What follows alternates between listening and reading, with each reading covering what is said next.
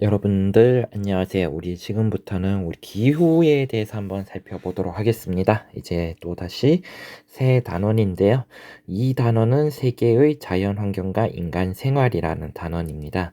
그래서 우리 주로 자연 환경에 대해서 한번 살펴보도록 할 건데요. 이 단원 자체가 내용이 굉장히 과학스럽습니다. 아예 과학이라고 보셔도 돼요. 지리학이라는 게 왜냐하면 지리학이라는 것이 범위가 굉장히 넓습니다. 자연 환경부터 인문 환경까지. 그러니까 우리가 살고 있는 세계 전체의 공간에 대해서 설명을 하고자 하는 학문이 바로 지리학이기 때문에 특히 자연지리라고 불리는 기후, 지형의 영역은 우리 지구과학에 있었던 기상학이라든지 지질학의 이러한 지구과학의 이런 개념들을 끌고 들어와서 이제 설명을 하게 되어집니다. 그래서 여러분들이 봤을 때 이 파트가 좀 어렵게 느껴질 수 있습니다. 실제로도 그렇고요. 그래서 선생님이 2단원에서는 좀 설명 위주로 좀 수업을 진행을 하도록 하겠습니다. 그래서 우리 기본 개념을 확실히 잡는다라는 생각으로 이번 단원 임해 주시면 좋겠습니다. 그래서 우리 그 가장 기본적인 거 지금부터 기후에 대해서 살펴보도록 할 건데요. 기후를 이루는 가장 기본적인 구성 요소들에 대해서 우리 한번 공부해 보도록 하겠습니다. 자, 그래서 우리 오늘 첫 번째로 알아볼 것은 바로 기후와 기후 요소라는 거에 대해서 한번 살펴보도록 하겠습니다.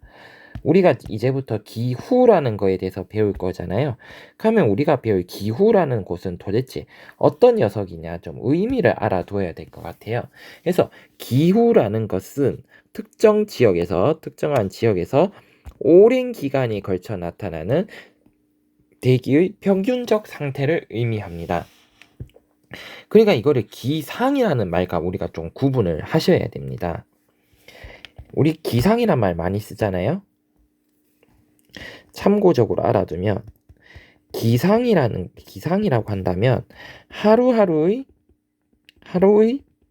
대기 상태, 날씨 상태를 우리 기상이라고 한다면 바로 기후는 오랜 기간 동안의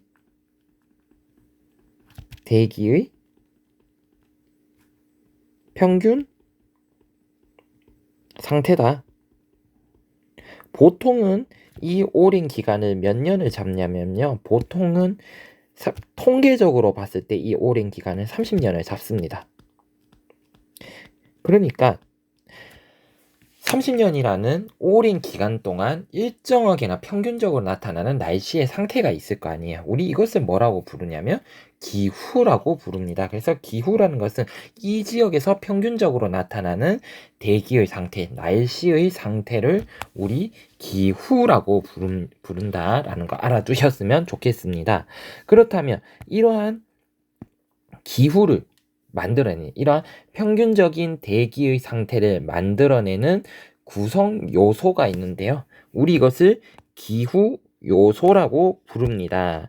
그래서 기후 요소라는 건 뭐냐면 기후를 구성하는 요소를 의미합니다. 그러니까 이러한 대기의 평균 상태가 나타나게 하는 녀석들을 우리 기후 요소라고 부르는데요.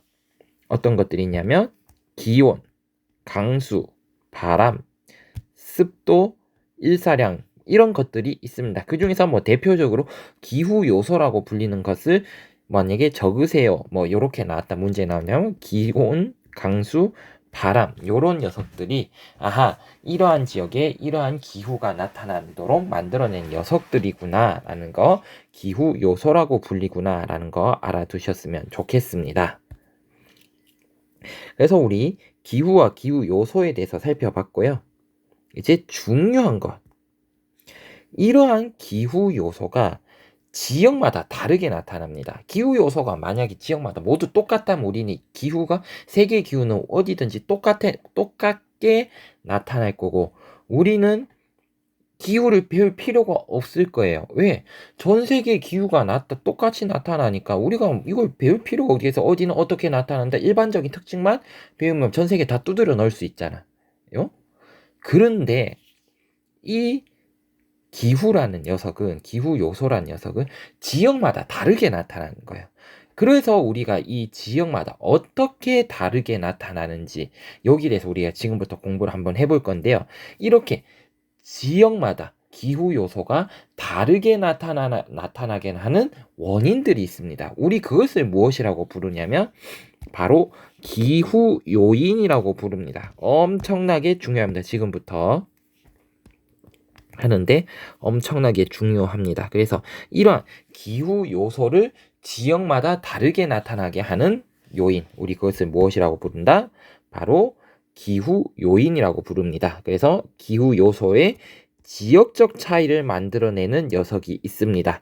우리 이것을 기후 요인이라고 부르고 그 대표적인 게 어떤 게 있냐면 위도, 해발고도, 수륙분포, 격해도 뭐 이런 것들이 결국에는 이러한 것들이 지역마다 기온, 강수, 바람, 습도, 일사량 등을 어떻게 변화시키게 하는 요인이라는 거예요. 그래서 여기에 대해서 지금부터 한번 살펴보도록 하겠습니다. 자, 그러면 우리 첫 번째 기후 요인 바로 위도에 대해서 살펴보도록 하겠습니다. 위도라는 녀석은 두 가지 기후 요소에 영향을 미칩니다. 그 첫 번째가 바로 기온에 영향을 미치고요.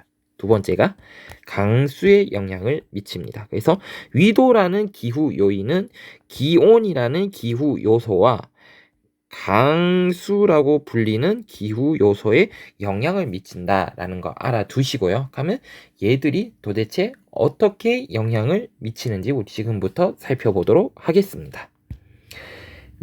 첫 번째 위도와 기온 사이의 관계는 이거 우리 중학교 때 배웠어요. 중학교 1학년 때 배웠던 내용입니다. 한번 떠올려 보겠습니다. 저위도에서 고위도로 갈수록 태양 에너지가 넓은 면적에 분산이 되어서 유입이 되어집니다. 그래서 단위 면적당 일사량이 감소해서 기온이 낮아진다. 어디에서 어디로 갈수록 요 말 자체가 중요해요. 이 중학교 1학년 때 했던 겁니다. 어떤 거? 저위도에서 고위도로 갈수록 죄송해요. 이거 이렇게 계속 튀어나오지? 단위 면적당 일사량이 감소한다. 그래서 어떻게 된다? 기온이 낮아진다라는 거 알아두시면 좋겠습니다. 옆에 그림 한번 볼까요? 중학교 1학년 때 이거 분명 나왔던 그림인데요. 위도와 일사량의 관계 한번 살펴보도록 하겠습니다. 그러면 왜 저위도 지역에서는 왜 덥고 고위도 지역이 왜 단위 면적당 일사량이 감소하고 왜 저위도에서 고위도로 갈수록 단위 면적당 일사량이 감소한다고 하냐면요. 태양에서 이렇게 에너지가 들어오잖아. 근데 저위도 같은 경우에는 어떻게 된다? 저위도 같은 게 얘를 수직으로 받아. 그러니까 일자로 수직으로 딱 받는단 말이에요. 그러니까 많은 양의 에너지가 집중적으로 받기 때문에 여기는 어떻게 단위 면적당 일사량이 높다. 왜? 얘는 태양과 지면 사이에 입사각이 수직으로 봐. 수직. 우리 이걸 입사각이라고 부르죠. 입사각이 수직으로, 태양 에너지가 지표로 들어오는, 지구로 들어온 지표를 받는 입사각이 수직으로 나타나기 때문에 많은 양의 에너지가 그대로 이 지표의 수직으로 딱 집중적으로 받는다라는 거죠. 그렇기 때문에 단위 면적당 일사량이 높고, 그래서 많은 태양 에너지를 받아들이기 때문에 어떻게 날씨가 더운데, 고위도로 지구가 둥글잖아요. 지구는 둥근데 태양에서 지구로 향해 들어오는 태양 에너지는 똑같단 말이에요. 똑같이 들어온단 말이에요. 같은 양이 들어오는데 지구가 둥그니까 지구가 둥글어. 그러니까 입사각이 어떻게 됐어요? 이제 입사각이 상대적으로 어떻게 저위도 적도 주변에서 수직이었지만 고위도로 가니까 이 입사각이 수직이 아니라 굉장히 눕혀지게 됐죠. 입사각이 보면 여러분들이 수직보다 어떻게 돼서 훨씬 커지게 됐잖아요. 화살표 반대로 돼야 되죠. 입사각이 더 커. 어디보다? 그렇죠. 수직보다 훨씬 더 크단 말이야. 그러니까 태양 에너지가 상대적으로 어떻게 여기는 좁은 면적을 받지만 고위도로 가면 갈수록 어떻게 상대적으로 똑같은 에너지가 넓은 면적에 퍼지게 된다는 거죠. 그렇기 때문에 단위 면적당 똑같은 면적 단위 면적당 일사량은 어떠하다는 거예요. 일사량은 적을 수밖에 없다라는 거예요. 그러니까 단위 면적당 일사량이 적다라는 것은 그만큼 태양 에너지를 적게 단위 면적당 적게 받아들인다라는 거고, 그래서 태양 에너지 적은 상대적으로 저위도에 비해서 고위도 지역은 상대적으로 적은 태양 에너지를 받아들이기 때문에 날씨가 어떠하다, 춥게 나타난다라는 거예요. 그리고 고위도는 저위도에 비해 여름과 겨울의 일사량 차이가 큽니다. 그래서 기온의 연교차도 크게 나타난다. 어디와 어디 사이에 여름과 겨울의 일사량 차이가 어떠하더라. 크기 때문에 기온의 연교차도 크게 나타난다 라는 거 알아두시면 좋겠습니다. 이게 왜냐면 태양 중학교 1학년 때 했을 거예요. 여름에는 북반구가 왜?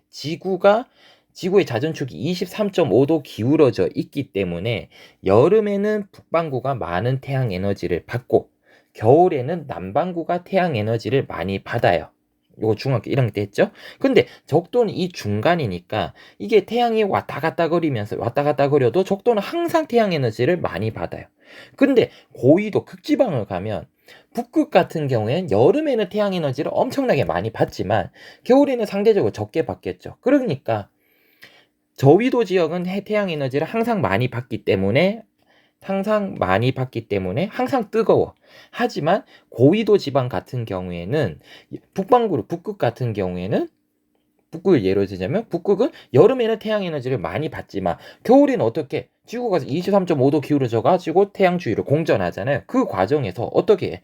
태양에도 겨울철에는 태양 에너지를 많이 받는 지역이 북반구가 아니라 남반구로 내려가게 되고, 북극 같은 경우에는 상대적으로 적은 태양 에너지를 여름보다는 더 적은 에너지를 받을 수밖에 없겠죠. 그렇기 때문에 일사량 차이가 발생할 수밖에 없고 기온의 연교차가 크게 나타난다라는 거 알아두셨으면 좋겠습니다. 아유, 뭔 소린지 지금 벌써부터 힘든 게 귀에 들리는 것 같아요. 자, 그러면 강수 한번 보겠습니다. 이 위도와 강수는 어떤 차이가 있느냐, 우리 이제 밑에서 대기 대순환이라는 걸 좀 배워야 되는데, 적도 부근은 적도 수렴대라는 게 발생을 해서 영강수량이 많고요. 남북이 좀 당겨서 볼까요? 남북이 60도 부근은 한대전선이라는 것에 영향을 받아서 여기도 연강수량이 많습니다. 하지만 남북회기선 부근, 얘가 위도로 따지면 몇 도냐면 남북이 23.5도입니다. 잘 알아두세요. 남북회기선, 요거 뒤에 가면 나옵니다. 그래서 남북이 23.5도 부근에서는 아열대 고압대의 영향으로 연강수량이 적다. 요것을 좀 알고 그럼 요런 현상이 왜 나타날까라고 우리가 알려면 이제 이놈을 이해해야 됩니다. 대기 대순환입니다. 엄청나게 중요합니다. 이 대기대순환이 직접적으로 수능이라든지 모의고사에 나온 적은 횟수는 적습니다. 하지만 앞으로 나올 얘기들을 이해하기 위해서는 반드시 여러분들이 이해를 하셔야 되는 내용입니다. 그래서 굉장히 중요하다라는 거 알아두시면 좋겠고요. 그래서 이 대기대순환 한번 보도록 하겠습니다. 대기대순환이란 것은 무엇이냐면 지구적 규모에서 일어나는 공기의 흐름이다. 그러니까 공기의 흐름이 어떻게 지구적 규모에서 일어나는 공기의 흐름이 있는데 우리 이것을 대기대순환이라고 부른다라고 하고요. 그러면 대기대순환이 일어나는 원인이 뭡니까? 라고 한다면 바로 무엇이냐면 위도별 에너지의 불균형입니다. 무슨 얘기냐? 적도지방, 이거 조금 더 풀이하면 저위도는 에너지가 과잉 상태고요. 고위도는 에너지가 부족한 상태예요. 그렇기 때문에 한쪽은 에너지가 많고 한쪽은 에너지가 적기 때문에 지구라는 생태계는 평형을 맞추려고 해요. 그래서 이러한 에너지를 지구도 이러한 자연적인 메커니즘에 의해서 이러한 지구상에 있는 에너지를 평형을 맞추려는 과정을 거칩니다. 그렇기 때문에 이러한 공기의 순환, 공기를 통한 에너지의 순환이 발생을 한다라는 겁니다. 그게 전 지구적으로 일어나는 게 바로 대기대순환이라고 불리는 녀석이라고 여러분들 이게 작년에 통과 시간에 나왔다라고 내가 알고 있거든요. 그래서 그때 기억을 한번 떠올려 보셨으면 좋겠습니다. 그래서 얘의 발생 원리는 뭐냐? 하면 도대체 이게 발생하는 원리가 뭐냐? 적도지방에 더운 공기는 상승하고요. 어디에? 적도에 있는 저위도에 있는 더운 공기는 상승을 하고요. 극지방에 찬 공기가 하강합니다. 이런 현상 우리 무엇이라고 하냐? 대류 현상이라고 부른다. 중요하죠? 아마 중학교 때 과학 시간에 배웠을 거예요. 뜨거운 놈은 올라가고, 그러니까 얘가 일어나는 원리는 뭐냐? 뜨거운 놈은 올라가고 차가운 녀석은 내려오는 자연계의 성질이 있습니다. 우리 이것을 무엇이라고 부른다? 바로 그렇죠. 이것을 우리 대류 현상이라고 부르죠. 대류 현상이라고 불리는 녀석이 있습니다. 그래서 이러한 대류 현상이라는 자연적인 현상 때문에 발생을 하는 거다라는 거 알아두시면 좋겠고요. 그래서 이제 어떤 것들이 나오냐면 이제 옆에 있는 것들이 나오게 됩니다. 그림을 한번 오른쪽에 있는 요 그림을 한번 좀 보도록 하겠습니다. 이 그림 자체를 이해하시는 게 굉장히 중요해요. 일단 우리 앞에서부터 보도록 할게요.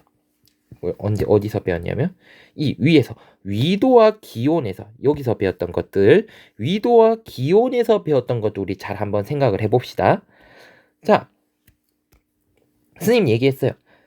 적도 지역, 저위도 지역은 단위 면적당 입사각이 태양으로부터 태양과 지표 사이 입사각이 수직이다. 그래서 단위 면적당 일사량이 높다. 즉 태양 에너지를 많이 받아들인다라고 했어. 그러니까 이 지역은 어떻게 해서 뜨겁겠죠. 뜨거우니까 어떻게? 뜨거우니까 공기가 뜨거워. 그러니까 대류 현상에 의해서 어떻게? 공기가 상승을 하게 됩니다. 공기가 어떻게 한다? 공기가 상승을 하게 돼요. 여기서는. 공기가 상승을 하는 지역이 발생을 합니다. 우리 이렇게 공기가 상승을 하는 이 지역을 우리 무엇이라고 부르냐면 바로 적도 저압대라고 부른다라는 거 꼭 알아두시면 좋겠습니다. 적도 저압대라는 곳에서는 저희가 적도 주변에서는 태양 에너지를 가장 많이 받기 때문에 가장 뜨겁겠죠. 그러니까 공기가 어떻게? 공기가 위로 상승을 하게 되는 거죠. 위로 상승을 하게 되는 곳이 발생을 하는데 우리 여기를 뭐라고 부른다? 바로 적도 저압대라고 부른다라는 거 알아두셨으면 좋겠습니다. 그런데 이 공기가 어떻게 하강을 하게 됩니다. 상승한 공기가 식어서 어떻게 돼요? 내려오겠죠. 상승한 공기가 식어서 내려옵니다. 이렇게 공기가 내려오는 곳이 발생을 해요. 우리 이곳을 무엇이라고 하냐면 위도 30대 이렇게 공기가 내려오는 지역이 발생을 하는데요. 우리 이것을 무엇이라고 부르냐? 얘를 아열대 고압대라고 부릅니다. 아열대 고기압대라고 불리는 곳이 있습니다. 자, 그렇다면 이제 극지방으로 한번 가볼게요. 극지방으로 가면 어떻게? 극지방은 태양 에너지를 가장 적게 받겠죠. 그러니까 여기는 기온이 차가운 녀석은 어떻게? 밑으로 깔아앉죠. 밑으로 깔아앉아서 형성이 되는 극지방에는 무엇이 형성이 되냐면 극고압대라는 녀석이 형성이 됩니다. 그러니까 극지방은 차가워. 공기가 차가워. 그래서 여기는 고기압이 형성이 됩니다. 그러니까 차가우니까 계속 밑으로 내려가겠죠? 그래서 고기압대, 극고압대라는 게 형성이 되고요. 이 극고압대에서 형성된 공기도 어떻게 돼요? 밑으로 내려오면서 어떻게 돼? 밑으로 내려오면서 뜨거워지겠죠? 아래로 내려 뜨거워지면서 상승을 하게 됩니다. 상승하게 됐다가 다시 어떻게? 얘도 돌아가고 식고 내려오는 과정을 거칩니다. 이러한 과정을 거치는데 이 과정의 중간 이후 위에서 한 바퀴 돌고 여기에서 한 바퀴 돌고 여기에서 한 바퀴 돌아요. 그러면 이 중간에 있는 놈은 어떻게 하냐면 여기 녀석은 끼어서 돌게 됩니다. 끼어서 이렇게 돌게 돼요. 끼어서 돌게 돼요. 아유, 반대로 그렸네. 다시 그릴게요. 얘 있는 용 어떻게 되냐면요. 여기서 공기가 올라가고요. 여기서 공기가 내려오고요. 이렇게 끼어서 이렇게 돌게 됩니다. 그래서 지구의 이러한 공기순환은 크게 세 덩어리로 분류가 되어집니다. 얘들을 부르는 명칭 헤들리 순환, 직접 순환이니 간접 순환이 있는데 여기까지 가는 건 너무 나가는 것 같아요. 그래서 인데 그 지구상에는 이러한 공기 순환이 크게 3개가 있다라는 거 알아두셨으면 좋겠습니다. 3개가 있고요. 그래서 발생한 게 바람이 발생을 합니다. 바람이 발생을 하는데 바람은 여러분들 중학교 때 과학 시간, 통과 시간에도 배웠겠지만 바람은 고기압에서 저기압으로 불어갑니다. 그래서 아열대 고압대에서는 항상 어떻게 바람이 나와요. 어디로? 저기압대로 나오겠죠. 요렇게 바람이 하나 나옵니다. 요렇게 우리 이렇게 아열대 고압대에서 적도 저압대로 부는 바람을 우리 무엇이라고 부르냐면 무역풍이라고 부릅니다.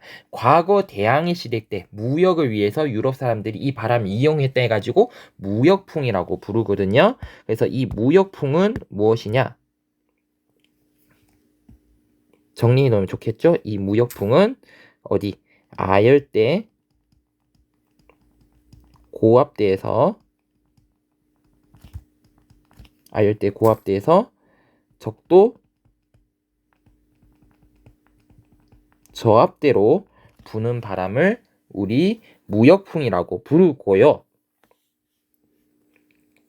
마찬가지로 근데 아열대 고압대에서도 어떻게 바람이 빠져 나오겠죠. 맞아요. 바람이 빠져 나옵니다.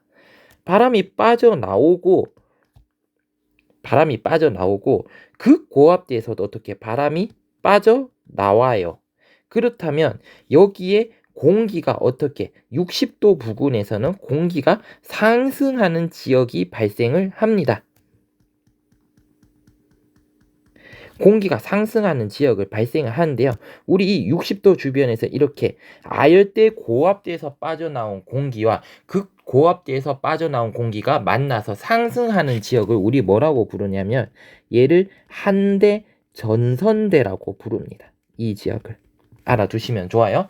60도 부근, 한 50에서 60도 부근에서는 한대 전선대라는 녀석이 형성이 됩니다. 그래서 이 아열대 고압대에서 이 한대 전선대라는 곳으로 뻗어나가는 바람이 있습니다. 이게 뭐냐면 죄송합니다. 이게 뭐냐면 바로 편서풍이라고 불리는 바람이에요. 그래서 얘는 어디 아열대 고압대에서 어디로 뻗어나간다? 바로 한대 전선대로 빠져나가는 바람이 있습니다. 얘를 우리 무엇이라고 부른다? 편서풍이라고 부른다라는 거 알아두셨으면 좋겠고요. 마지막으로 극고압대에서 한대 전선대로 불어오는 바람이 있습니다. 우리 얘를 무엇이라고 부르냐면 극동풍이라고 부릅니다. 그래서 얘는 어디 극고압대에서 어디로? 극고압대에서 한대 전선대로 불어오는 바람이 있는데 우리 얘를 극동풍이라고 부른다라는 거 알아두셨으면 좋겠고요. 그리고 이러한 대기 대순환은 남반구와 북반구는 어떻게 서로 대칭적으로 나타난다라는 거 알아두셨으면 좋겠습니다. 이까지 설명하는데 벌써 25분이 넘었네요. 그만큼 가장 중요한 녀석들에 대해서 설명을 했습니다. 그래서 이 대기 대순환 정말 중요합니다. 여러분들 꼭 알아두셨으면 좋겠고요. 넘어가도록 하겠습니다. 자, 이제 알아볼 녀석은 우리 해발고도입니다. 해발고도라는 것은 산의 높이, 지면의 높이를 의미하겠죠? 그래서 얘는 해발고도가 어떻게, 죄송합니다. 계속 단계 눌러지네요. 해발고도가 높아질 때마다 기온은 어떻게 된다? 낮아진다. 그래서 정확하게는 한 100m마다 0.5에서 1도 정도 낮아진다라고 합니다.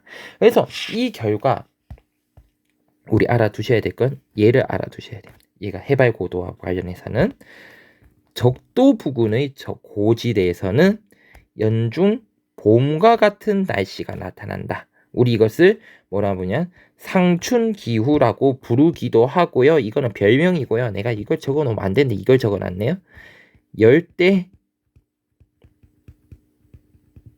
고산기후라고 불립니다. 열대 고산기후라고 불리는 기후가 나타나요. 그래서 아마 중학교 1학년 때도 아마 안데스 산지에는 어떻게 열대 고산기후라는 게 나타난다. 그 별명을 상춘기후라고 한다라는 거를 배웠을 것 같습니다. 그래서 한번 옆에 보도록 하겠습니다. 해발고도와 기온이라는 그래프를 한번 보시면요. 이 그래프를 한번 보도록 할게요. 같은 위도의 동위도대, 적도 주변의 동위도대를 본 동위도대입니다. 근데 마나우스라는 도시는 해발 92m에 있어요. 근데 이 도시는 보니까 적도 주변이니까 어떻게 평균 기온이 매우 높다라는 걸 우리가 알 수 있죠. 마나우스 같은 경우에는 평균 기온이 매우 높다라는 것을 우리 알 수가 있습니다. 하지만 거의 동의되어 있으니까 원래 적도 주변이니까 가장 더 덥게 나타나야 되잖아요. 기온이 높게 나타나야 되잖아요. 근데 키토라는 도시를 보니까 에콰도르의 수도입니다. 키토라는 도시는 해발 고도가 2850m입니다. 백두산보다 훨씬 더 높은 데 수도가 있어요. 도시가 있습니다. 그러니까 근데 기온을 보니까 거의 몇 도시 근처에서 있어? 거의 15도시 근처에서 나타나는 것을 우리 알 수 있습니다. 왜 이런 현상이 같은 위도대인데 어떤 곳은 온도가 굉장히 평균 온도가 굉장히 높게 1년 내도록 높게 나타나고 왜 키토라는 곳은 평균 온도가 15도 정도로 굉장히 낮게 나타나는가? 이 차이를 설명할 수 있는 녀석은 무엇이다? 바로 해발고도의 차이다. 왜? 해발고도가 높아지면 높아질수록 기온은 어떻게 되기 때문이다. 낮아지기 때문이다. 라는 거 여러분들 알아두셨으면 좋겠습니다. 그 다음 넘어갈게요. 그 다음 요인은 우리 수륙 분포라는 요인입니다. 얘도 중요하죠. 이 파트는 솔직히 말하면 안 중요한 게 없습니다. 이 파트를 이해해야만 이제 뒤에가 이해가 가요, 얘들아. 수륙 분포인데요. 수륙 분포. 육지는 또 중요합니다. 우리 한번 추려볼게요. 육지는 바다보다 비열이 작다. 그래서 같은 양의 비열을 받거나 냉각이 이루어져도 육지는 바다보다 온도 변화가 더 크다. 그래서 여기서 뭐가 나왔나요? 비열. 육지는 바다보다 비열이 작다. 이게 가장 키워드죠. 그래서 우리 비열이라는 녀석에 대해서 좀 알아보도록 하겠습니다. 그럼 비열이라는 게 도대체 뭐냐? 비열이라는 것은 어떤 물질의 1g의 1g의 온도를 올리는데 1도씩 올리는데 필요한 열량입니다. 그러니까 어떤 물체의 온도를 올리기 위해서 필요한 열 에너지의 양, 얘를 뭐라 부른다? 비열이라고 부릅니다. 근데 이 비열이 물과 육지를 비교하는 어디가 물이 훨씬 더 비열이 크다라는 거죠. 그러니까 비열이 크다는 것은 뭐냐? 더 많은 에너지가 투입이 되어야 된다라는 거예요. 그래서 온도의 변화 정도도 물과 육지를 비교하면 어디가 물이 훨씬 더 온도 변화의 속도가 느리게 나타납니다. 그래서 얘가 키포인트입니다. 중요하니까 꼭 알아두셔야겠죠? 바로 무엇이다? 온도 변화의 정도는 육지와 바다를 비교했을 때 어디가? 육지가 훨씬 더 크다. 그럼 이게 무슨 얘기냐? 물과 모래의 비열을 비교하니까 누가 훨씬 더 크기 때문에 물이 훨씬 더 크다. 이것은 무엇을 의미한다? 물은 비열이 많이 들기 때문에 온도 변화가 작고 모래는 비열이 작다는 것은 온도 변화가 물과 비교해서는 더 심하게 나타난다. 그래서 모래 같은 경우에도 여름철에 해수욕장 가면 여러분들 굉장히 뜨겁잖아요. 왜? 비열이 작으니까 금방 달궈져요. 근데 밤에는 어떻게 돼요? 밤에는 금방 식어요. 맨발로 걸어도 그렇게 뜨거운 게 나타나지 않아요. 이게 비열 차이 때문에 발생하는 현상이라는 겁니다. 그래서 이 비열 차이로 인해서 육지와 바다 사이에 비열 차이로 인해서 나타나는 게 영향이 뭐냐면 해양성 기후와 대륙성 기후라는 영향이 나타납니다. 매우 중요한 녀석이에요. 꼭 알아두시기 바랍니다. 해양성 기후와 대륙성 기후가 나타나는데요. 해양성 기후, 대륙성 기후 용어 반드시 알아두도록 합시다. 해양성 기후, 대륙성 기후인데 해양성 기후 먼저 보도록 할게요. 해양성 기후 당연히 어디에 영향을 많이 받았다? 해양의 영향을 많이 받았습니다. 이런 해양의 영향, 그렇죠. 바로 비열이 크다. 비열이 크다라는 것은 무엇을 의미한다? 온도 변화가 작다. 그래서 얘는 여름과 겨울 가장 뜨거운 달과 가장 추운 달의 기온 차이가 크지 않아요. 우리 그것을 무엇이라고 부르죠? 기온의 영향차가 작다. 그리고 연중 강수량도 고릅니다. 왜? 습기를 해양성 기후는 바다에 접해 있거든요. 바다에 접해 있으니까 당연히 습기, 비가 내리는데 가장 필요한 원료인 충분한 수분을 연중 공급을 받을 수 있겠죠. 그렇기 때문에 바다 쪽에 붙어 있는 곳이 육지보다는 상대적으로 강수량이 고르게 나타나는 패턴을 보입니다. 하지만 이와 반대되는 특성이 나타나는 게 바로 대륙성 기후라고 부르는데요. 대륙성 기후는 어디 영향을 받는다? 바로 대륙의 영향을 많이 받습니다. 대륙의 영향. 그렇죠. 비열이 작다. 비열이 작다라는 것은 그렇죠. 온도 변화가 크다. 그렇기 때문에 대륙성 기후의 가장 큰 특징은 무엇이다? 기온의 영향차가 크게 나타난다. 라는 거 알아두셨으면 좋겠습니다. 넘어가도록 하겠습니다. 5번째, 6번째, 7번째 3개 남았습니다. 조금 속도를 내도록 할게요. 격해도입니다. 격해도. 용어 좀 어려운 게 나왔네요. 격해도.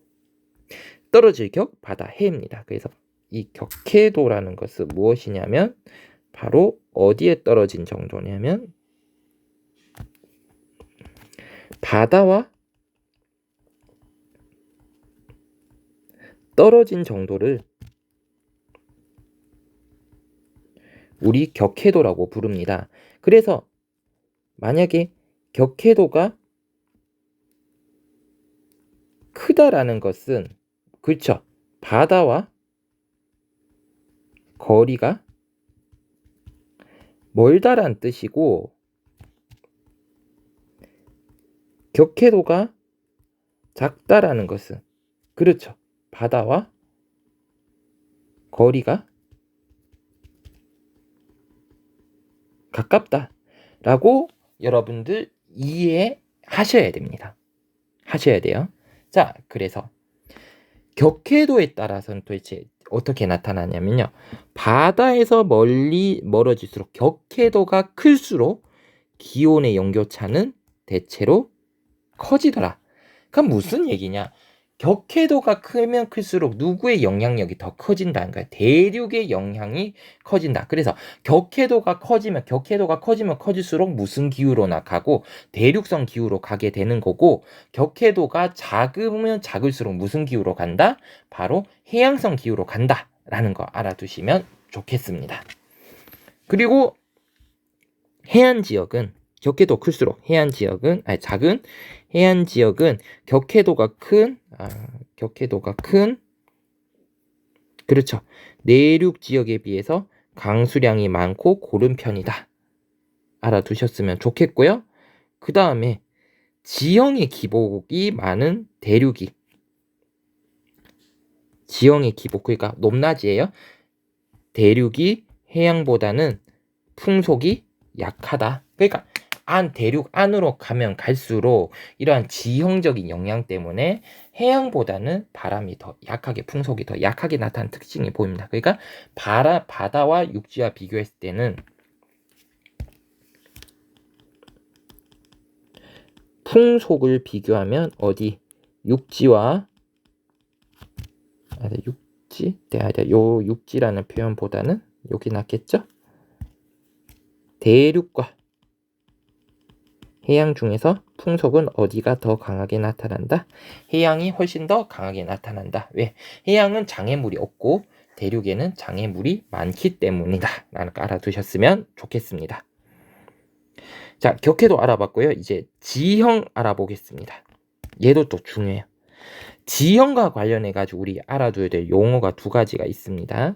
먼저 바람바지 사면, 그리고 비그늘 사면 있습니다. 요거 용어 좀 알아두세요. 바람바지 사면, 비그늘 사면이라고 부릅니다. 그러면 바람바지 사면은 뭐고 비그늘 사면은 뭔지 설명을 드리면요. 바람바지 사면은요, 산지에서 바람이 불어 올라가는 쪽을 우리 바람바지 사면이라고 부릅니다. 그리고 비그늘 사면은 바람이 산을 넘어서 불어 내려가는 쪽입니다. 불어 내려가는 쪽. 그러니까 이게 무슨 얘기냐면 바람이 이렇게 불어와요. 바람이 이렇게 불어와서 바람과 산이 부딪힙니다. 우리 여기를 뭐라고 부르고? 바람바지라고 부르고, 이 바람이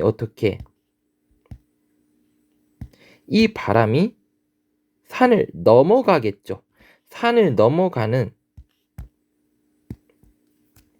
요 지역을 우리 뭐라고 부른다? 바로 비그늘이라고 부른다라는 겁니다. 근데 여기서 이 지형과 관련해서 우리가 좀 알아두셔야 될 게 요게 중요해요. 무엇이냐? 바람바지 사면과 비그늘 사면을 비교했을 때 바람바지 사면의 강수량이 많다라는 거예요. 왜? 만약에 바람이 이렇게 습기를 머금은 바람이라고 생각을 해봅시다. 습기를 머금은 바람이 이렇게 불어와. 근데 산에 부딪히네요. 그러는 과정에서 그러는 과정 우리 뒤에 배울 건데, 그러는 과정에서 비구름이 만들어지고요. 비구름이 만들어지면서 비가 미친 듯이 와요.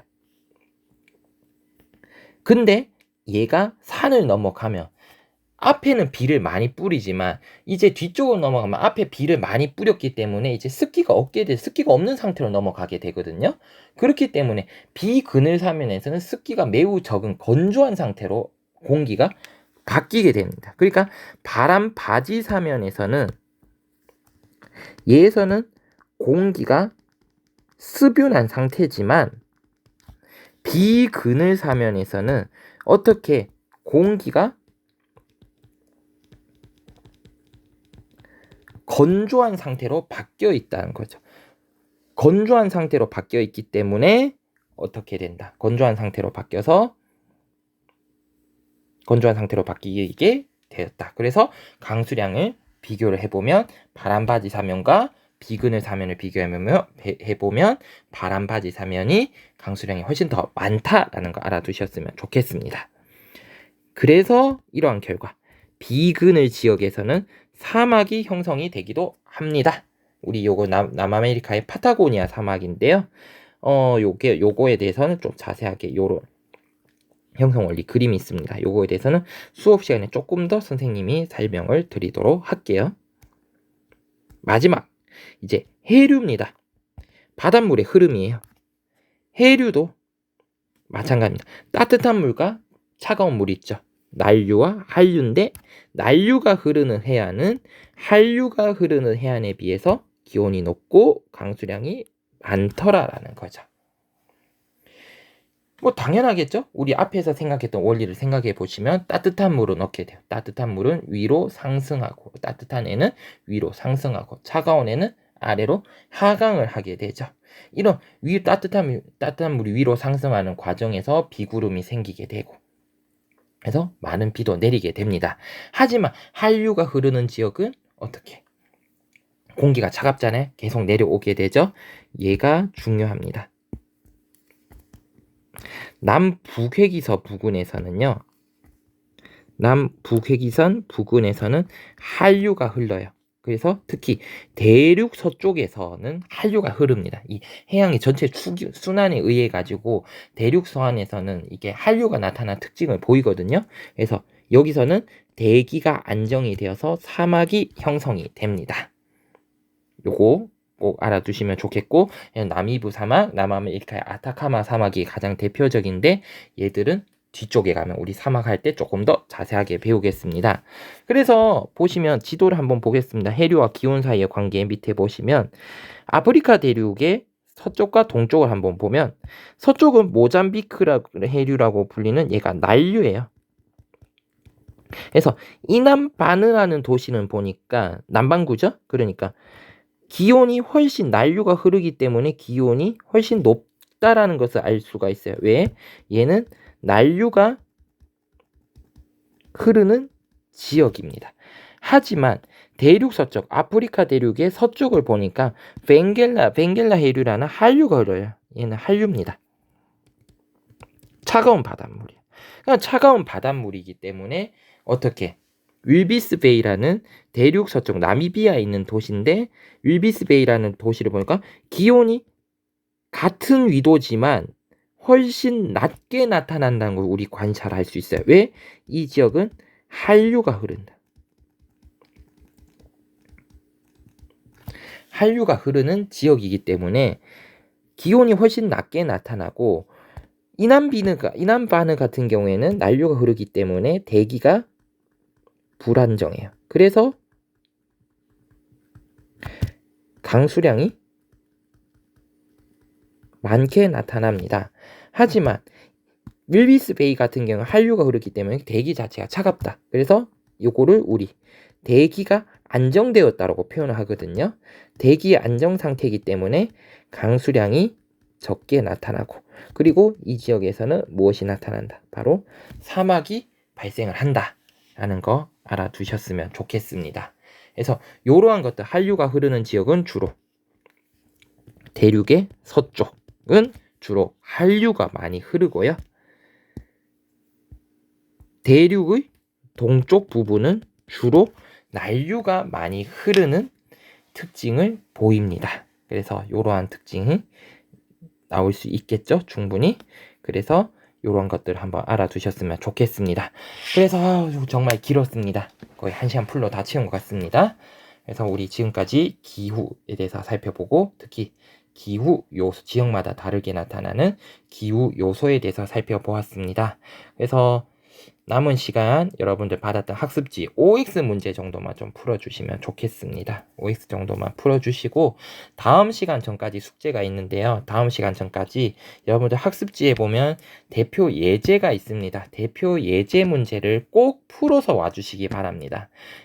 꼭 풀어서 와주시고 다음 시간에 선생님이 보강 설명과 요거 대표 예제를 통해서 보강 설명 드리도록 하겠습니다. 그러면 오늘 수업은 여기에서 마치도록 하겠습니다.